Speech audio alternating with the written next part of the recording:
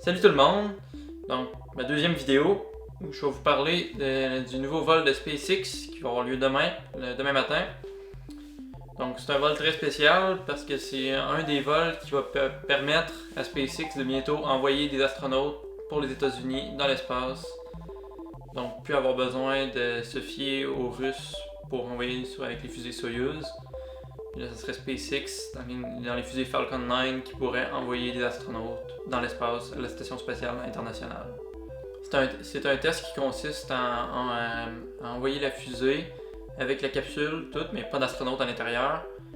Puis là, à un certain moment, il va comme avoir un faux problème. En tout cas, la fusée va comme se désintégrer, puis donc elle atterrira pas comme les autres fusées Falcon 9.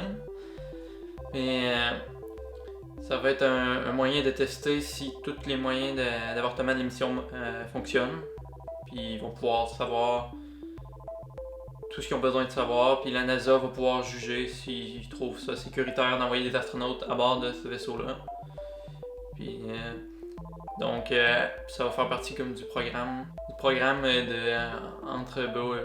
que Boeing et SpaceX ont été engagés à faire pour créer de nouveaux moyens d'envoyer des astronautes dans l'espace lorsqu'ils ont gagné le contrat avec la NASA.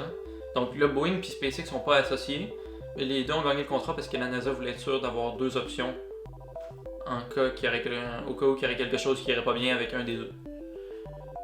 Donc Boeing avec la capsule Starliner, mais pour l'instant les tests vont pas trop bien, même s'ils disent que ça va quand même bien.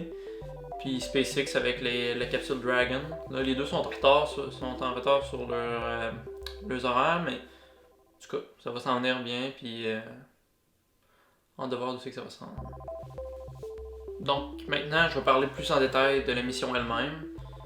Donc la fusée, lorsqu'il y a du faux avortement, ça va se dérouler à 34 km au loin de la base de lancement au Kennedy Space Center. Puis la fusée, elle va décoller de la plateforme LC-39A. C'est celle-là où les navettes spatiales ont décollé. Saturn V aussi, je crois, a décollé de là. Donc, c'est légendaire comme launching pad. Donc ça va être intéressant de voir ça. Puis j'ai hâte de voir ça. Je vais probablement faire une vidéo qui va revenir sur comment le test s'est passé, si ça s'est bien déroulé. Parce qu'on sait pas, c'est un test, là, ça peut toujours pas bien aller, mais personnellement je crois que ça va bien se passer, puis j'ai hâte de voir. Ah, puis aussi la fusée en tant que telle, si vous la connaissez pas trop, parce que c'est la première fois que j'en parle sur ma chaîne, donc c'est peut-être pas tout le monde qui en a entendu parler, même si c'est quand même connu.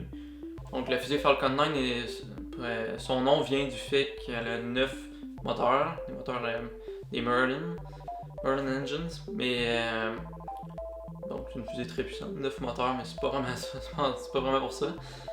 Puis là, lors de cette mission-là, elle va peser en tout avec la capsule et tout, ça va peser 12 000 livres.